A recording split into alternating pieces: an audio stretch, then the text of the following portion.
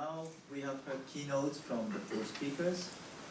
So to summarize, Chad spoke about various meanings of valuations and the variety of valuation approach, and pointed out that how to value early stage startups is very difficult and also one of the most important things to be aware of. Dennis, as a practicing corporate lawyer, explained about how the deal flows and timeline of M&As of early stage startups compared with traditional M&As, emphasizing that just early time would be very different, but from the point of term sheet, then it will be somehow the same.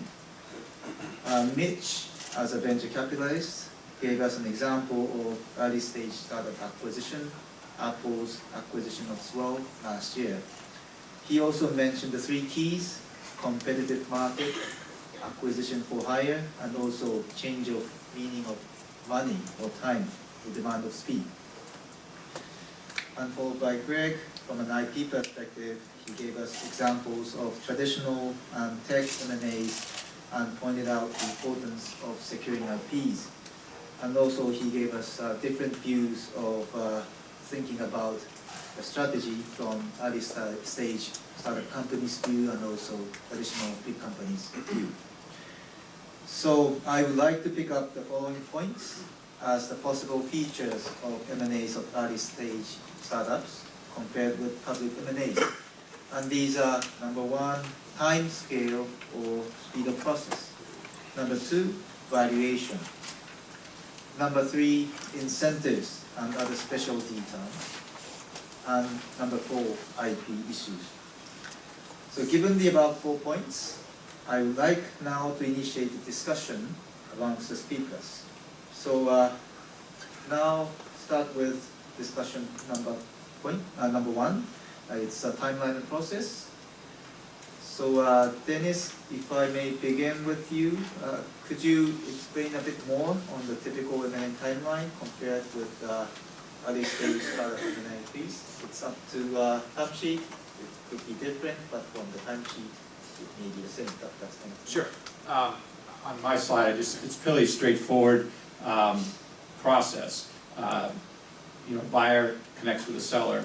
Now, in a traditional M&A transaction, one of the questions for the sellers is, what kind of process do they want to have? Do they hire an investment banker? The investment banker runs the process. That's a typical way that deals get done. Or does the company think they can do it themselves? They know who the potential buyers are, and they do it themselves.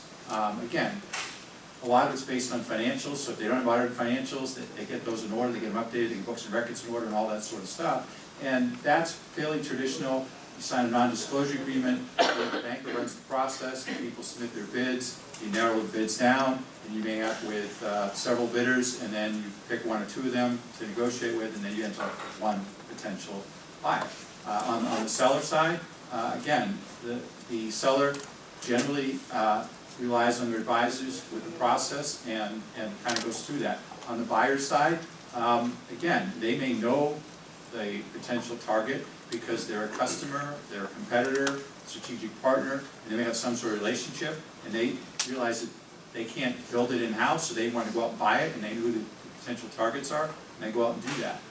And so in the traditional M&A process, it's fairly straightforward. There's fairly common metrics and stuff like that. There's usually some sort of intermediary that gets parties together, and eventually you sign a letter of intent and a term sheet, and you're kind of off and running, do some due diligence, you have some definitive documents, you have closing conditions, your approvals, and you're done. On the other side, when you're talking about an early stage one, you don't have all those things in place. Typically, there's not an investment banker there. Usually, there is just a relationship, some sort of strategic partnership relationship. The parties know each other.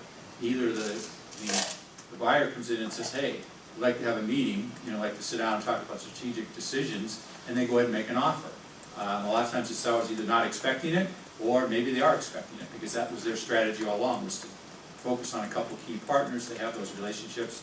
Again, non-disclosure agreement signed in that situation. But again, you have this real question about the technology. I mean, what do they have? What's protected? How good is it? As Greg mentioned, there may be a lot of issues. I mean, the startup or the early stage may not have a whole staff of lawyers or scientists that have worked on that. And so there may be some issues there that will impact price and will act and delay the deal.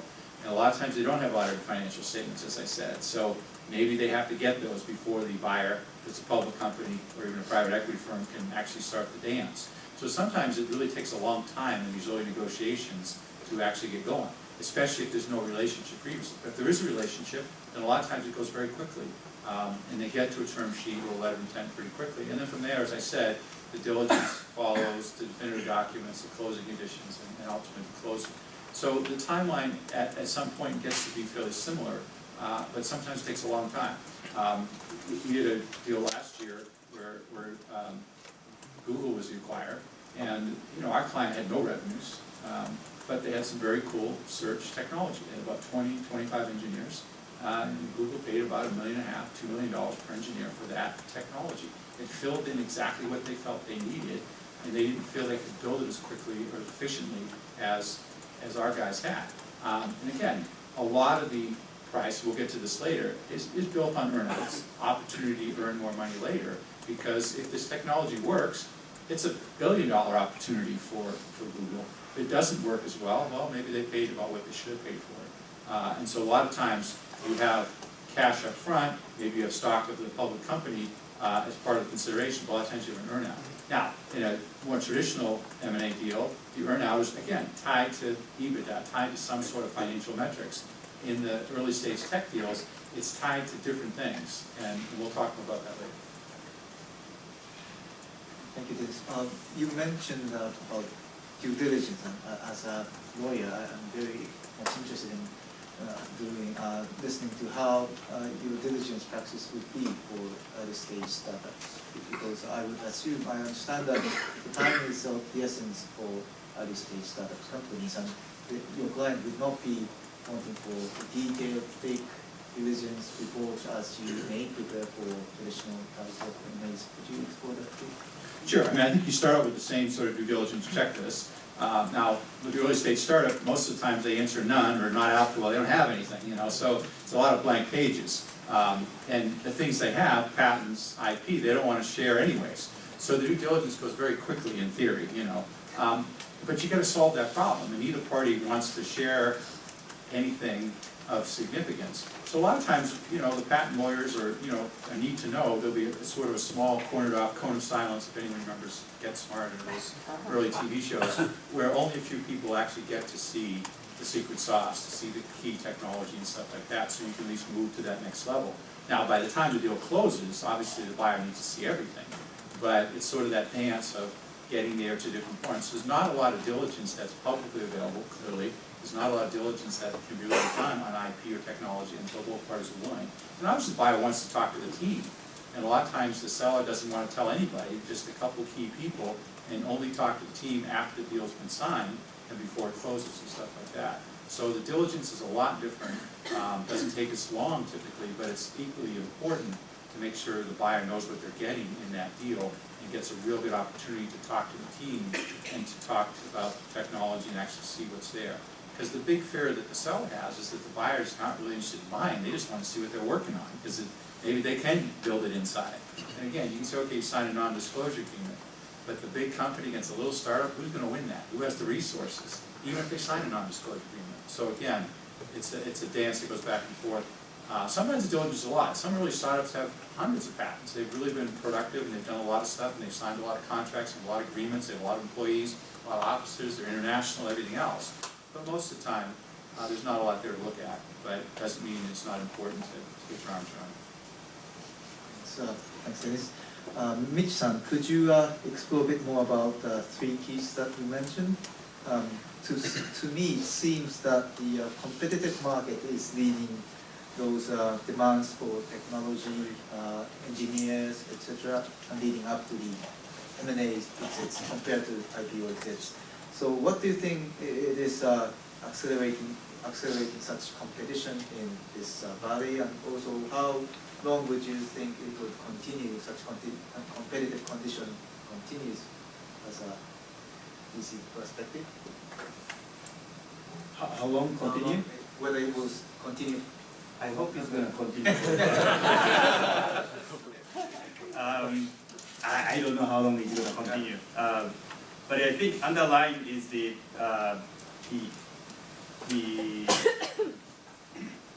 a lot those IT large companies, their business model for the innovation is more open innovation nowadays. So they are focusing on looking for the new technology from outside. So from that point of view, I think this trend is going to be continue, even grow more. I think more and more companies going to be buying startup in the valley. And then nowadays we start seeing more and more buyers from China or even from Japan, like SoftBank and Rakuten. They're coming over here to buying many startups. So I would see this is a more global play now, and then more players going to come. And at the point number three, meaning change of money or meaning change of stage, you mentioned that it's getting more and more quicker, that the transaction is getting more and more quicker. But from your experience, what was the most quickest deal you've ever done and you've seen? Quickest deal? Yes. Well, maybe you have to do some diligence, or at least you have to understand, or perhaps you have already built up close relationship with the portfolio company, so maybe. Yeah, like Dennis said, I think all of my cases, the company, the startup, my portfolio company already have a business relationship with the acquirer. So there wasn't that much like a surprise, like they suddenly come over and give us $1 billion opportunity. It's not, unfortunately it hasn't happened that yet. Hopefully it happens that soon. Yeah, then it'll be fun, but it's usually the usual, their business partner, after spending some time together and they start realizing, oh, this team is very important for them, and they just kind of giving us some offer. And usually those guys already know the company, the engineer, and the technology that the startup has. And so they give us very, very reasonable price. That they, yeah, difficult to say no or yes, yeah. Thank you, Mitch-san. Since you mentioned about pricing, some aspects of pricing, I'd like to move on to the point number 2, valuation. And if I may, could I ask Chad-san if you could explore a bit more about the valuation? I think you mentioned some varieties of valuation methodologies. If you could explore a bit more on that. Yeah, and the methodology I talked about is a way to get to value, and I think we can distinguish a little bit between value and price. Because the price being paid is being driven by factors that kind of that a model want to support, and we'll talk a little bit about that. But the valuation itself, right? If it's maybe start through the strategy, what is being acquired, because that's going to drive how you value something. So in Dennis mentioned about the acquisitions with Google. Google's doing about 50 to 60 acquisitions a year. We might hear about 10 of them, maybe, right? We see the headliners. What we don't see is these acquisitions where they go in and they buy the engineers, and maybe sometimes they get the tech with it, and they think the tech will fulfill a hole that they need. Sometimes it's they get the engineers, they abandon the technology, and they plug these engineers into their own sort of work stream. And so it's a multiple of maybe $1 or $2 million per engineer, and that number keeps on going up. So that's an acqui-hire. That's what you generally see. If it's a technology with an acqui-hire, so you've got actually IP that's valuable, then you start to see that number increase by orders of magnitude. And again, I'll use Google as an example because they're very acquisitive. Google acquires Nest, right? So do they really pay $1 billion for a thermostat? And the answer is, in my opinion, no. Right? They paid $1 billion for the people, and they paid $1 billion to enter into the smart home. So the Internet of Things, the way the trend is going is to have a fully integrated home. So the thermostat is a play, but it's not $1 billion thermostat. It's a smart home play. And so that's where you have the IP in the technology, and you have the people who are probably moving around now. They're probably the people who came over with that acquisition. I have no insights, but I doubt they're still working on a better thermostat. They are probably doing something else at Google, right? And so when you think about what's the model to value that, it's odd because they're not, the cash flows related to that aren't the cash flows related to that thermostat business. It's how does it fit within the ecosystem of the acquirer. And so it might be thinking about, well, we can plug them in over here, and maybe we're gonna grow, we'll do better data analytics for a smart home in this sector. And so you start thinking about things like that. It's no longer a $1 or $2 million per engineer. It's what's the IP they have and what's the IP they're gonna plug them into. And then there's also and then they move towards the more traditional sort of M&A where it's a collection of assets with you've got IP, you've got customers, you've got you might have some fixed assets in place, you've got a manufacturing process, you've got a supply chain, and that starts to look more like a traditional M&A. What I find amazing, and as mentioned earlier, is the speed at which you go from venture capital funding to a company. We talk about companies that are 3 or 4 years old as if they sort of like are old school companies. They are still very much startups. They still have the same financing needs. They still have a lot to do to kind of grow that market. And so the they're completely reinventing themselves. And the valuation challenges there are again, sometimes it's creating a new market. YouTube created a market, right? And when you create a market, it's very difficult to use traditional valuation methodologies to value them. Having said that, I would always, and I'll go back to the market approach, the income approach, and the cost approach. Always at least try to reconcile to those approaches, because what that will do is if you can't reconcile to it, at least you can ask yourself the question, is it exuberance that's getting it? Is it momentum? Is it, what is it why is there such a disconnect between what my model is telling me and what people are paying? And there could be a reason for that, but you need to sort of go through the exercise to be able to understand and ask those questions.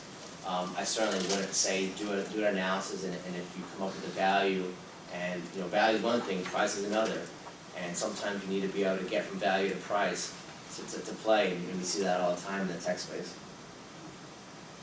Thank you, John. Mitch, if I may ask you again, I think you mentioned when we discussed on point number 1 at the last point, saying that since you have had long-term negotiation or discussion with engineers or entrepreneurs, and they will come up with some kind of reasonable pricing, there will be no surprise offer from the portfolio companies. And in that sense, what are the key points from a venture capitalist's point of view when you negotiate the price or valuation? Chad just mentioned that he, as a professional, tends to rely on some kind of models or valuation models, but maybe as a venture capitalist, you may have a different point of view in terms of valuation. Do you have any comments on that?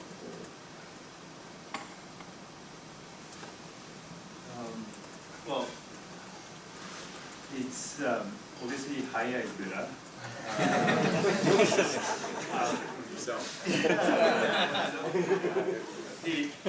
I think it's the key is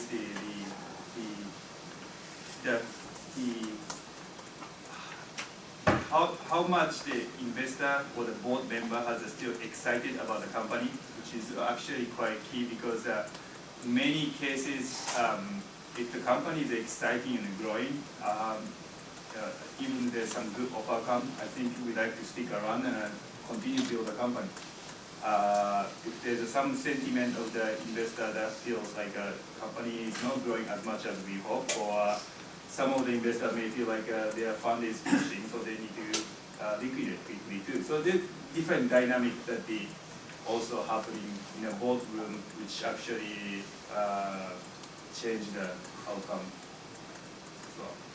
Yeah, could I just add to that? I think that's a very important dynamic for entrepreneurs who've never been in board meetings.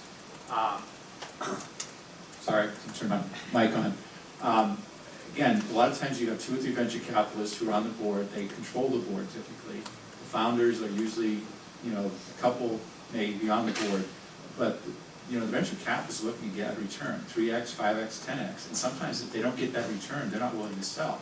Conversely, sometimes managers realize, founders, maybe they lose their job if this company sells. So the board meeting dynamics, where everybody has fiduciary duty in there, it's really important to understand that people come with wearing different hats. Everybody has to do what's in the best interest of the company and the shareholders in those board meetings. But a lot of times you end up with very strange results. Because a lot of times, as we said, you know, the venture capitalists are tired. You know, they don't want to come to these board meetings anymore. The company's not growing. They want to get the hell out. They want to, you know, get on a bigger opportunity. And they'll sell, and remember, they get preferred return, so they get all the money first. And if they take all the money, there's no money left for the founders and the management and everything else. So a lot of times, some VCs, not always, will waive some of their preferences so the founders and management get some money so you can get out. But a lot of times, it's about the economics. And the offer may be great to some people, but you got to get a majority of the board and a majority of the shareholders agree it's great. Otherwise, you pass on that offer and you keep building. And sometimes years later, you say, shoot, we should have taken that offer. But sometimes you really do a great job building that company, and you get 3-4 times what you did on that first offer. I also have a comment. So on the question of valuation, I guess the comment I make is again with an example. How many people remember Google's acquisition of YouTube? Show of hands. How many people thought that Google paying, I think, between 1.6 and 1.7 billion dollars with a B was overpaying? I thought that was an awful lot of money for a company that was only around for 1 or 2 years and didn't have any revenue. However, in hindsight, in retrospect, YouTube in 2013, their gross revenues were over $5 billion. Now, while it cost money to pay for all that free food and massages and free dining, I'd say that that was a successful acquisition.